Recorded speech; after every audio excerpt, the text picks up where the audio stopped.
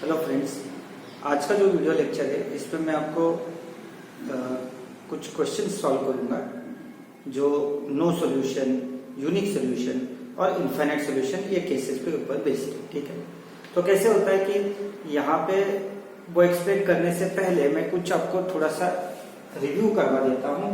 मैंने एक वीडियो बनाया था इसी के ऊपर, थोड़ा सा कंसेप्ट जो है मैं रिव्यू इसमें करवा देता हूँ।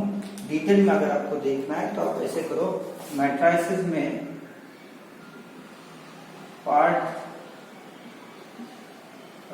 2A करके वीडियो लेक्चर है, वो आप डिटेल में देख लो। ठीक है, ये मैं थोड़ा सा रिव्यू करवा देता हूँ। कैसे देखो, अभी ये इक्वेशंस है, ठीक है, और इन इक्वेशंस को अगर आप देखोगे तो इसमें दो मैट्रिसेस है कंबाइन किए हुए।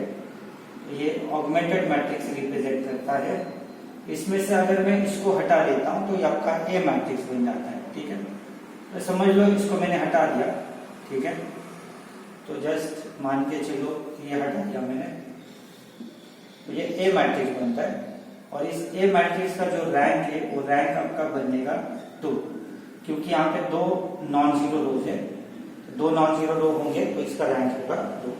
ठीक है, वैसे अगर मैंने ये तीसरा जो है डी वाला मैट्रिक्स ये मैंने ऐड कर दिया, ठीक है, और मुझे रैंक निकालना है ए बी का, तो इसमें जो है ए बी कंबाइंड मैट्रिक्स है, तो मैं ये लाइन हटा देता हूं।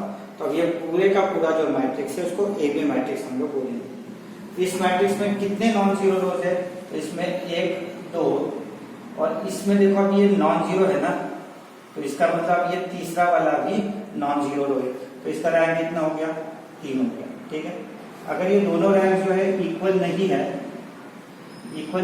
तो हम लोग इस केस में कहते हैं कि नो सॉल्यूशन। ठीक है, तो नो सॉल्यूशन के लिए क्या कंडीशन होगी कि दोनों रैंक जो है वो इक्वल नहीं होते। ठीक है, या फिर एक ट्रिक आपको बताता हूँ। ठीक है, आपको देखना क्या है कि ये ए के सारे जीरो है और बी का ये नॉन जीरो है ना। ठीक है, तो पहले वाले सारे जीरो है और लास्ट वाला अगर नॉन जीरो है तो समझ लो कि ये नो सॉल्यूशन। ऐसा नो सॉल्यूशन क्यों आता है, देखो, क्योंकि अगर मैं इसका इक्वेशन बनाता हूँ, इस लास्ट वाले को मैं अगर लिखता हूँ इक्वेशन के फॉर्म में, तो आपको मिलता है आंसर ये। ठीक है, तो अभी 0 + 0 + 0 है 0, और 0 इक्वल टू कितना आता है, 3 आता है। क्या ये पॉसिबल है? नहीं है, ये कॉन्ट्राडिक्शन है, ये एब्सर्ड है। इसलिए मैं कहता हूँ कि ये जो है ये नो सॉल्यूशन का केस है।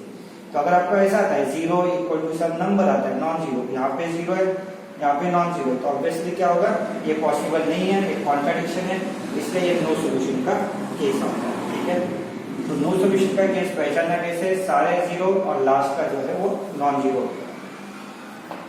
यूनिक में कैसे होगा, देखो अभी इसको हटा दो तो इसमें कितने नॉन जीरो है, 1 2 3 नॉन जीरो है, तो इसका रैंक कितना आएगा, 3। वैसे ए बी का निकालोगे रैंक तो वो भी 3 आ जाएगा, बराबर। ठीक है, अब इस केस में देखो इनफाइनाइट से, तो यहाँ पे भी दोनों का जो है रैंक इक्वल है ना, तो इक्वल होगा तो सॉल्यूशन होगा। ठीक है, लेकिन कितना है रैंक 3 है। ठीक है, अभी अननोन्स जो है, अननोन्स भी x1 x2 x3 3 अननोन्स है ना, तो जितना रैंक है उतना ही नंबर ऑफ अननोन्स है।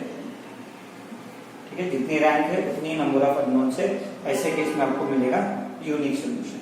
तो यूनिक सॉल्यूशन के लिए कंसेप्ट क्या है, rank should be equal to number of unknowns. अब यहाँ पे देखो, इसको अगर मैं हटा देता हूँ, ठीक है, तो इस केस में यहाँ पे 2 नॉन जीरो है, तो ए का रैंक कितना आता है, 2 आएगा। और अगर मैंने ये लाइन हटा दी तो ये तो सारे जीरो है, मतलब ए बी की रैंक भी 2 आ जाती है। अभी रैंक इक्वल है मतलब सोल्यूशन तो होगा। ठीक है, जब भी ये दोनों रैंक्स इक्वल होंगे समझना है कि सोल्यूशन है। लेकिन नंबर ऑफ अननोन्स कितने हैं, 3 है, और रैंक कितना है, 2 है। ठीक है, तो रैंक छोटा है और अननोन जो है वो ज्यादा है। ऐसे केस में इनफाइनाइट सोल्यूशन होता है। ठीक है, तो रैंक छोटा होना चाहिए, नंबर ऑफ अननोन ज्यादा होने चाहिए, आपको इनफाइनाइट सोल्यूशन मिलेगा। ठीक है, वैसा ही और एक ठीक है, चलो अभी इसके ऊपर जो है मैं बेस्ड आपको क्वेश्चन करवाता हूँ। ठीक है, इसको करने के लिए जो है infinite solution, no solution find करने के लिए और एक तरीका है जो मैंने वीडियो लेक्चर जो है पार्ट 2 है उसमें डिटेल में बताया है। इसमें मैं यही कंसेप्ट यूज करूंगा और ये कंसेप्ट यूज करके क्वेश्चन में यहाँ पे करवाता हूँ आपके लिए। हेलो फ्रेंड्स, हम लोग आगे कंटिन्यू करते हैं। इसमें ये जो है एक क्वेश्चन मैंने यहाँ पे लिखा है और इसमें पूछा है कि बाबा ए और बी के वैल्यूज फाइंड आउट करो। तो यहाँ पे ए दिया है और यहाँ पे बी दिया है, हमको ये दोनों के वैल्यूज फाइंड आउट करनी है। So that the equation may have no solution, unique solution और इनफाइनाइट सॉल्यूशन। ऐसे 3 डिफरेंट केसेस हमको दिए। ठीक है, पहले तो हमको सिमिलर प्रोसीजर करना है, ऑगमेंटेड मैट्रिक्स कंसीडर करना है। मुझे बच्चों बताओ कि ऑगमेंटेड के लिए आपको 2 लिखना है पहले, फिर -1 लिखना है, फिर 3 लिखना है, उसके बाद 1, 1, 2 और 2 लिखना है, 5, -1 ए और बी लिखना है। ठीक है, इसको हम लोग एक्लॉन फॉर्म में रिड्यूस करेंगे। रो नंबर 1 और रो नंबर 2 जो है दोनों को इंटरचेंज कर लेंगे।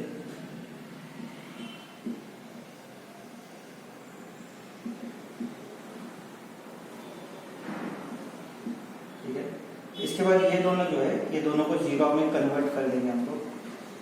R2 - 2 R1 और R3 - 5 R1, 1, 1, 2 और 2, ये आएगा 0, ये आएगा -3 और ये आएगा -1, ये आएगा -1। ठीक है,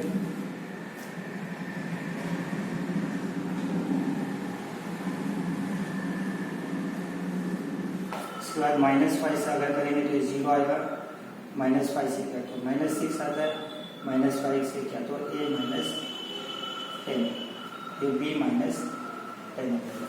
ठीक है, ओके। अब इसको आगे हम लोग ऐसे करेंगे, इसको भी 0 में कन्वर्ट कर देंगे। तो इसको 0 में कन्वर्ट करने के लिए r मैं यूज करता हूँ 3 - twice r2, ये वाला रूल में यूज कर देता हूँ। ठीक है, इसमें 1 आएगा, 1 आएगा, 2 आएगा, ये भी 2 आ जाता है, ये 0 बनेगा। ओके, अभी ये 0 बनेगा, ये भी आपका 0 बनेगा। इसको मैं कैलकुलेट करके दिखाता हूँ। ठीक है, पहले तो a - 10 लिखो। ठीक है, a - 10 लिखने के बाद इसको -2 से मल्टीप्लाई करना है। तो -1 को -2 से करने के बाद आएगा 2 + 2, तो ये आंसर आता है a - 1। सेम वे b - 10 है और इस ऊपर वाले को -2 से मल्टीप्लाई करें तो माइनस प्लस मतलब 4 हो जाता है, तो b - 6 आ जाता है। ठीक है, तो अभी 3 डिफरेंट केसेस है। पहला केस है आपका नो सॉल्यूशन का। ठीक है, फॉर नो सॉल्यूशन क्या होता है? नो सॉल्यूशन के लिए रैंक जो है दोनों के इक्वल नहीं होनी चाहिए। ठीक है, तो रैंक दोनों के इक्वल नहीं होने चाहिए। इसके लिए मैं क्या करता हूँ, अगर सपोज ये आपका टर्म 0 है, तो नो सॉल्यूशन के लिए मैंने एक ट्रिक बोला था, ये सारे 0 होने चाहिए और ये नॉन 0 होना चाहिए। अगर ये सारे 0 है तो ए का रैंक कितना बनेगा? अगर हम इसको हटा देते हैं और ये सपोज आपका 0 है और इसको हटाने के बाद ए का रैंक क्या बनेगा? ये 2 नॉन 0 बचेंगे तो ए का रैंक बनेगा 2।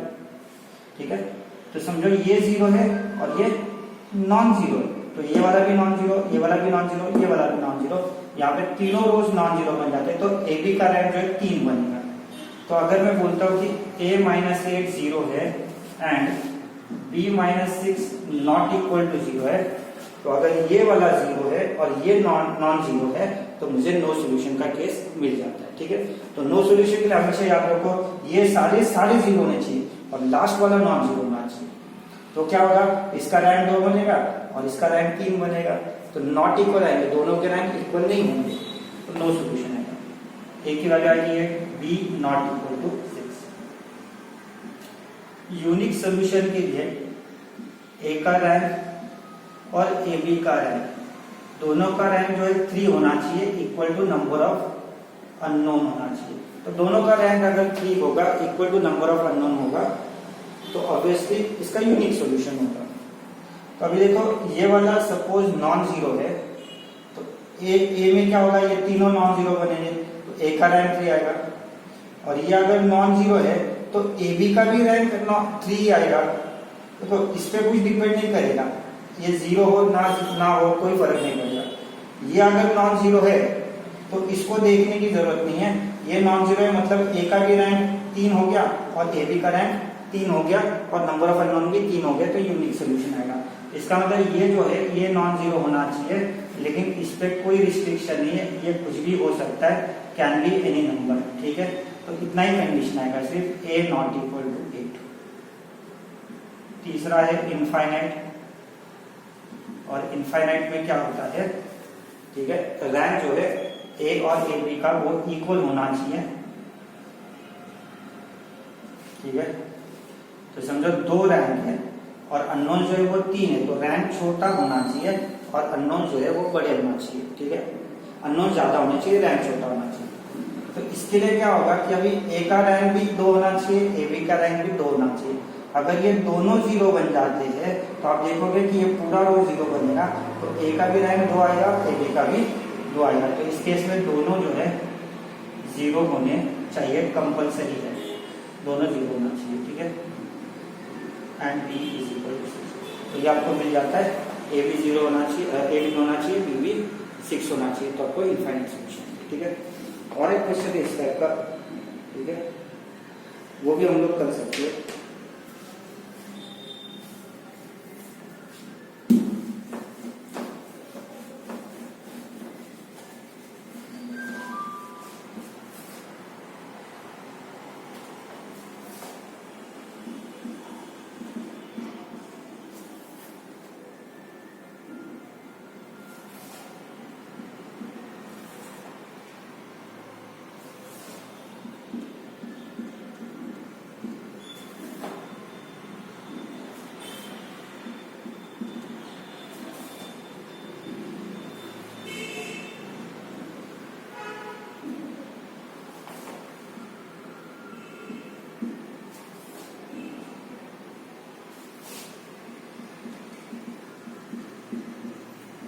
यहाँ पे अभी हमको के की वैल्यू फाइंड करनी है, ठीक है। कंडीशन सेम दिया है,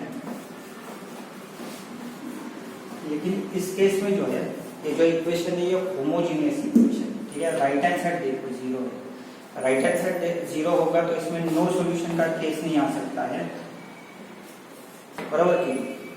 होमोजीनियस के लिए हमेशा सॉल्यूशन होता ही है, या तो यूनिक होगा या फिर इनफाइनाइट होगा। अभी ए बी मैट्रिक्स हम लोग कंसीडर करते हैं, 1 3 2 2 k + 7 4 -1 -3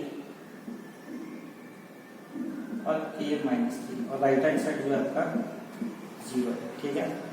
हम लोग इसको भी 0 बना देंगे, इसको भी 0 बना देंगे, r2 - 3 r1 r3 - 2 r1, ये मैं कर देता हूँ। देखो ये बन जाता है आपका 0, ठीक है। ये बन जाएगा आपका k + 1, और ये अगर मैं करता हूँ -3 से तो ये बनेगा 0, ठीक है। तो इसको आप लोग चेक करके देख सकते हो, अगर आपको माइंड में करना प्रॉब्लम आता है आपको माइंड में करने के लिए, तो आप कैलकुलेट करके देखो, ये भी 0 आता है, और ये जो है ये k - 1 आता है, और ये 0 बन जाता है, ठीक है। तो देखो हमारा केस क्या है कि यहाँ पे दो possibility, unique solution, infinite solution. Unique के लिए क्या होगा, यूनिक सोल्यूशन के लिए अगर समझो आपका रैंक ए का और रैंक ए बी का, ये दोनों रैंक जो है इक्वल होने चाहिए, और ये दोनों जो है नंबर ऑफ अननोन्स को इक्वल होने चाहिए। तो 3 अननोन्स है, मतलब ए का भी रैंक 3 होना चाहिए, ए बी का रैंक भी 3 होना चाहिए, और नंबर ऑफ अननोन्स भी 3 है, तो ये इक्वल होगा, तो उस केस में यूनिक सोल्यूशन होगा। ये अगर नॉन जीरो है तो ऑब्वियसली इन दैट केस ये नॉन जीरो होगा, तो ए का भी रैंक 3 बनेगा और ए बी का भी रैंक 3 बनेगा, तो ये आ जाती है condition for unique solution. Infinite के लिए दोनों का रैंक इक्वल होना चाहिए, लेकिन रैंक होना चाहिए 2, मतलब 3 से कम, मतलब अननोन से कम होना चाहिए। तो अगर ये 0 बन जाता है तो ए और बी का रैंक 2 बनेगा, तो ये अगर 0 है तो ए का भी रैंक 2 बनेगा, ए बी का भी रैंक 2 बनेगा, और अननोन से 3, ठीक है। तो इस केस में क्या होगा, कोई इनफाइनाइट सॉल्यूशंस नहीं होंगे, ठीक है। तो फ्रेंड्स, तो ये आपका काफी इंपॉर्टेंट क्वेश्चंस थे दोनों, ये आप थोड़ा प्रैक्टिस कर लो, और फिर आप मेरा वो जो पार्ट 2A वाला मैट्रिसेस का जो वीडियो है पार्ट 2A वाला वो आप लोग देख लो और इसके बाद आप इस वीडियो को वापस एक बार देखना ताकि आपको आपका कंसेप्ट पूरी तरह से क्लियर हो जाए। ठीक है, थैंक यू।